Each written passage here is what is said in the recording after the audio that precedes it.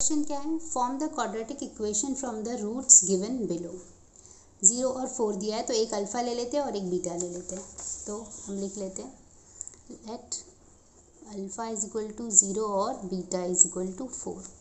तो alpha plus beta कितना होगा, 0 प्लस 4 मतलब 4, और अल्फ़ा इंटू बीटा कितना होगा, 0 इंटू 4 मतलब 0। ठीक है, अब हम निकालते हैं, उस इक्वेशन में रखते हैं क्वाड्रेटिक इक्वेशन में alpha plus beta x plus alpha beta equal to 0। तो एक्स स्क्वायर तो अपनी जगह पे रहेगा ही, ठीक है, माइनस अल्फ़ा प्लस बीटा हमने निकाला है 4, तो 4x हो जाएगा। अल्फ़ा इंटू बीटा हमने निकाला है 0 इक्वल टू 0, तो क्या आ जाएगा, x square minus 4x equal to 0। ठीक है, चलो सेकेंड क्वेश्चन कर लेते हैं। यहाँ पे भी एक को अल्फ़ा और एक को बीटा, -10।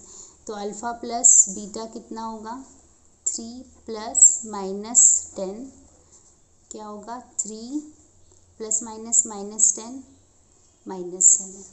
और अल्फ़ा इंटू बीटा निकाल लेते हैं।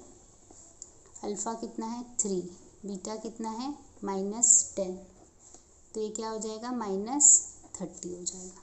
ठीक है, अब हम लोग इक्वेशन में रखते हैं x square minus alpha plus beta x plus alpha into beta equal to 0। तो एक्स स्क्वायर ऐसे ही रहा, ठीक है, एक्स स्क्वायर ऐसे ही रहा। अल्फ़ा प्लस बीटा कितना आया है, -7 आया है, तो यहाँ पे -7 लिख देते हैं। X plus alpha into beta कितना है, -30, तो ये क्या हो जाएगा, x square minus minus plus 7x plus minus -30, तो ये वो हमारा इक्वेशन।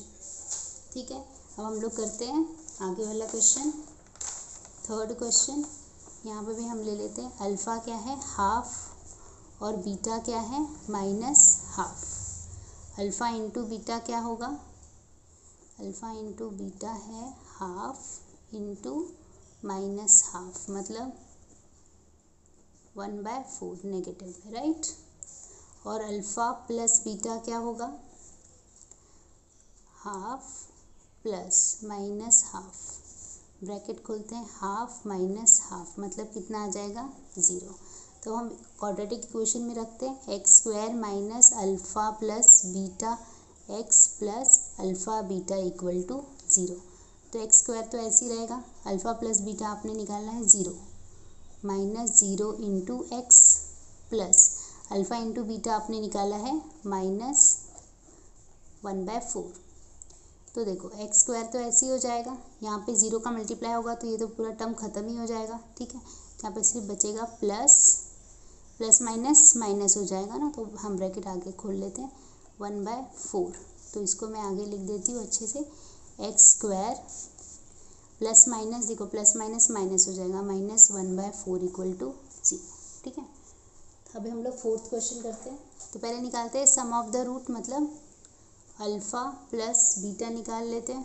तो 2 minus square root 5 plus 2 plus square root 5, हम सम निकाल रहे हैं मतलब ऐड कर रहे हैं। तो 2 minus square root 5 plus 2 plus square root 5, तो देखो -5 प्लस 5 कैंसिल हो जाएगा, 2 प्लस 2 कितना आ जाएगा, 4 आ जाएगा। अब अल्फ़ा इंटू बीटा निकाल लेते हैं। अल्फ़ा कितना है, 2 माइनस स्क्वायर रूट 5, और ये क्या है, बीटा है 2 प्लस स्क्वायर रूट 5।